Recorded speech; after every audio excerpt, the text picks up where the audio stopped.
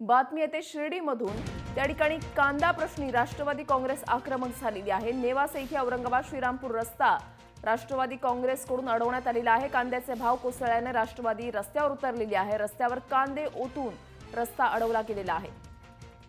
दिलीप वळसे त्याच्यानंतर मधुकर पिचड हे रास्ता रोकोमध्ये सहभागी झालेले आहेत। महत्त्वाची आणि मोठी बातमी आपण पाहताय। राष्ट्रवादी काँग्रेस ही कांद्याच्या प्रश्नावरून आता आक्रमक झालेली आहे। कांद्याचे भाव कोसळलेले आहेत। शेतकऱ्याला त्याच्या मेहनतीचा पैसा मिळत नाहीये, त्याच्यामुळे आता राष्ट्रवादी काँग्रेस आक्रमक झालेली आहे आणि शिर्डीमध्ये राष्ट्रवादीकडून अशा पद्धतीने हे आंदोलन करण्यात येत आहे। श्रीरामपूर रस्ता त्यांनी अडवलेला आहे। रस्त्यावर कांदे ओतलेले आहेत त्यांनी आणि हा रस्ता संपूर्णपणे अडवलेला आहे। महत्त्वाची आणि मोठी बातमी आताच्या घडीची आपण पाहताय। कांद्याचे भाव कोसळल्याने राष्ट्रवादी काँग्रेस ही रस्त्यावर उतरलेली आहे आणि अशा पद्धतीने त्यांनी आंदोलन करायला सुरुवात केलेली आहे। दिलीप वळसे पाटील आणि मधुकर पिचड हे रास्ता रोकोमध्ये सहभागी झालेले आहेत। राष्ट्रवादी अशा पद्धतीने आता आक्रमक होताना दिसतेय। कशा पद्धतीने त्यांनी रस्त्यावर कांदे टाकलेले आहेत आणि आक्रमक झालेले आहेत। असंख्य शेतकरी त्यांच्या सोबत आहेत। हे आंदोलन जे आहे ते शिर्डीमध्ये सुरू आहे। सुशील थोरात आपले प्रतिनिधी आपल्या सोबत आहेत। अधिक माहिती त्यांच्याकडून जाणून घेणार आहोत। सुशील, राष्ट्रवादी काँग्रेस कांदा प्रश्नावरून आक्रमक झालेली आहे। रस्ता अडवण्यात आलेला आहे। मोठं स्वरूप या ठिकाणी दिसतंय। नेमकी आता त्या ठिकाणी परिस्थिती काय आहे?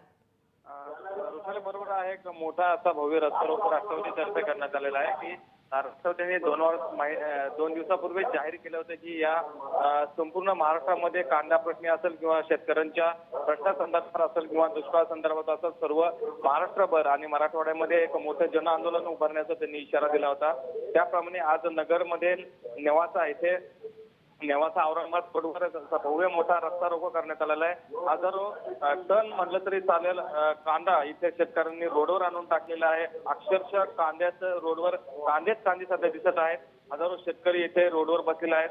दोन्ही बाजूने वाहने ठप्प झालेली आहेत आणि दिलीप वळसे पाटील असतील, मधुकर पिचड असतील, यशवंतराव गडाख असतील असे ज्येष्ठ सर्व मान्यवर राष्ट्रवादीचे नेते या रस्ता रोको आंदोलनाला आलेले असून जोपर्यंत सरकारला जाग येत नाही तोपर्यंत महाराष्ट्रभर आम्ही असेच आंदोलन करत राहू असा इशारा इथे सर्वच ज्येष्ठ राष्ट्रवादीच्या नेत्यांनी दिलेला आहे। या मुद्द्यावरून आता राष्ट्रवादी काँग्रेस आक्रमक झालेली आहे, मात्र प्रशासनाकडून या आंदोलनाची दखल घेण्यात आलेली आहे की नाही?